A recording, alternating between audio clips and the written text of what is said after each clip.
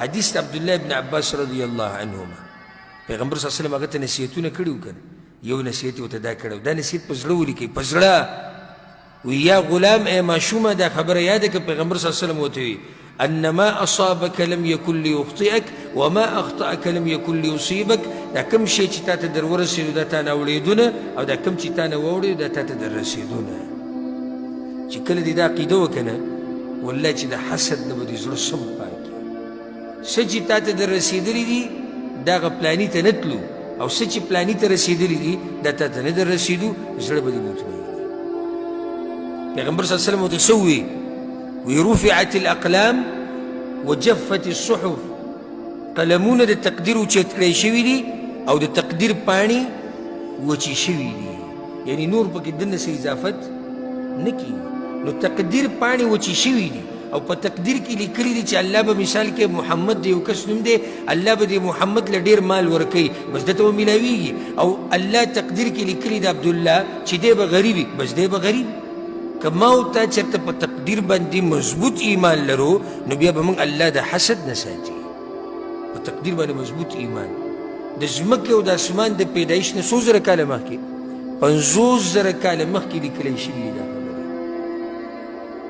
ورب الکعبه د کعبې په رب مې دې قسم که دا خبرې تاسو زړه ته واچولې نو ژوند به م د خوشحالي وي 50,000 کاله مخکې الله هر څه لیکلي دي که ته غریب یې 50,000 کاله مخکې الله دا لیکلي وو که تا ته مصیبت را پیښ شو داسې وایه وایه په دې کې به څه وي په دې کې به خیر وي او دا سوچ مه کوه چې دا څنګه او دا ولې او د پلاني باندې خو مصیبتونه نشته او په ما مصیبتونه ډېره نه هر څه چې را پیښ شي دا وایه په دې کې به څه وي په دې کې به خیر وي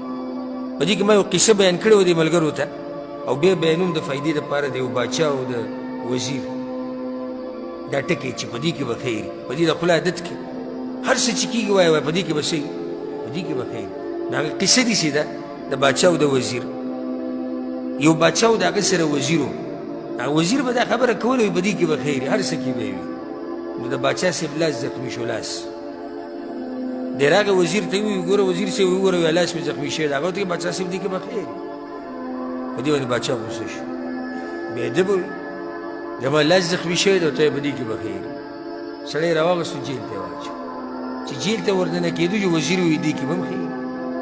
جیل ته یې ور واچو بیا څه وخت بعد دا باچا به ښکار لتو میاشت کې هفته کې یو پیر به ښکار له وتو او ځان سره به څوک بوتو دا وزیر به یې بوتو خو دې پر لکه وزیر جیل کې پروت دی باچا صاحب لاړ ښکار له چې ښکار له کله لاړ نو دی د هغه خپلو حدودو د باچایي د حدودو نه پکې واوړېد او پوهه نه شو نو هلته هغه نور چې کوم کسان وو هغوی ونیو وینو نو د هغوی سره یو بوت و چې څوک به یې ونیو نو هغه به د دې بوت دپاره قرباني کوو باچا یې ول چې وینو بس بوتو د هغه بوت مخې له یې راوستو اډر یې وکړو وایي دا لاله کوي او دی قربان دی د دې بوت نه چې څنګه را سملو هغه یو پکې اواز وکړو په ده قرباني نه کېږي لکه څنګه به د قرباني نه کېږي وایي د لاس زخمي دی هغوی ونه پرېږدل کوئ چې قرباني پرې نه کېږي بیا پرېږدوئ باچا صاحب په لاره سوچ کوي هغه وزیر چې وي چې دې کې به خیر خیر ګوره دا دی که نن زما لاس برابر وي خو سر یې رانه و بیا لاړ هغه سړی راوویستو د جیل نه او معافي ترې وغوښته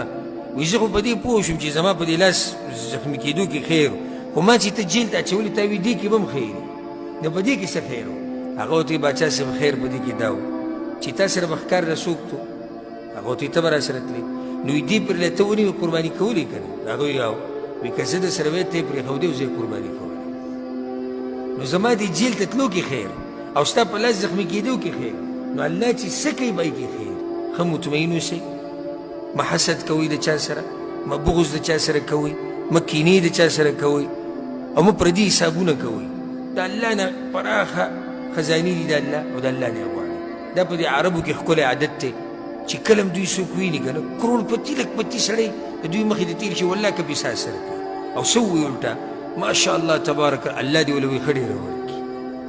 اوس که ته چې ته څوک ویني چې په نعمتونو کې هر قسمه نعمت شي یو سړی دې ولیدو مال دی یو سړی دې ولیدو شهرت ورسره ډېر دی یو سړی دې ولیدو بچي ډېر دي یو سړی دې ولیدو علم ورسره دی هر څه چې دي وایه یا الله داسې وایه ګوره وایه یا الله ده له ښه ډېر ورکړي برکت پکې ورته واچې او مال هم د خپلو خزانو نه راکړي